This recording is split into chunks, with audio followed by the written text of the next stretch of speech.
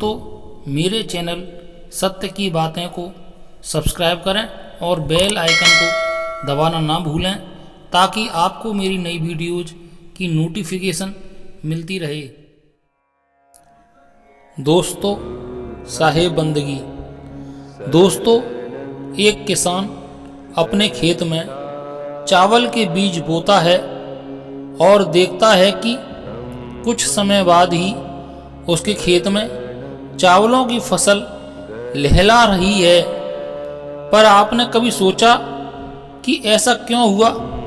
किसान ने चावल के बीज बोए तो चावल की ही फसल क्यों हुई, गेहूं की क्यों नहीं?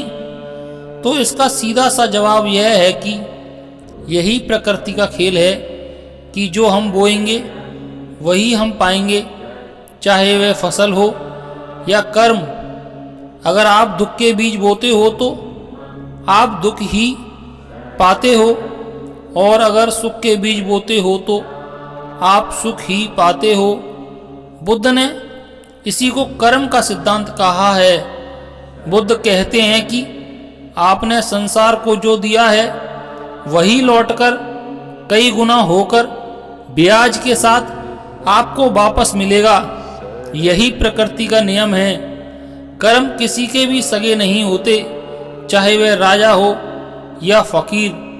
कर्म हमारे न्यायाधीश हैं, वह सदा ही हमारे साथ न्याय करते हैं। गीता में श्री कृष्ण ने कहा है कि हमारे कर्म हमें वैसे ही ढूंढ लेते हैं जैसे एक बछड़ा झुंड में अपनी मां को ढूंढ लेता है।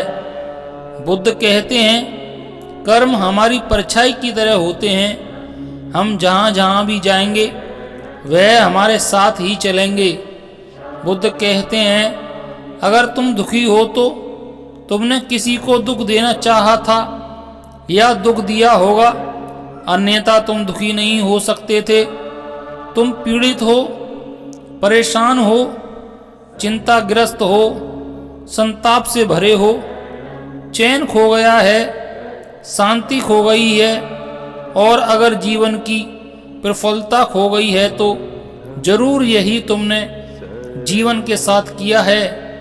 जीवन के साथ तुम जो करते हो उसी के प्रतिफल तुम्हें मिलते हैं। इसीलिए दोस्तों, सदा कामना करो कि जो सुख मैं चाहता हूँ वह सुख सभी को मिले, और जो दुख मैं नहीं चाहता हूँ वह दुख किसी को भी ना मिले, क्योंकि तुम जो चाहोगे वही पाओगे।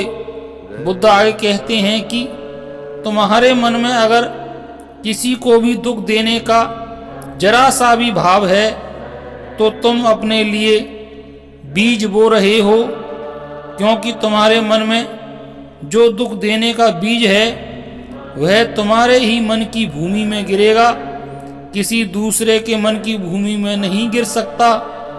बीज तो तुम्हारे ही भीतर है, वृक्ष भी तुम्हारे ही भीतर होगा, और फल भी तुम ही भोगोगे। दोस्तों, आत्मा हमेशा जानती है कि सही क्या है और गलत क्या है, लेकिन मनुष्य के सामने चुनौती तो मन को समझाने की होती है। इस मन के कारण ही सारे कर्म हैं, यही हमें कर्म जाल में उलझाए रहता है। इसलिए दोस्तों, सदा कामना करना कि संसार के सभी प्राणी, जीव जंतु सुखी रहें, क्योंकि जब आप संसार की बात करते हो तो आप खुद भी उसी संसार में आ जाते हो।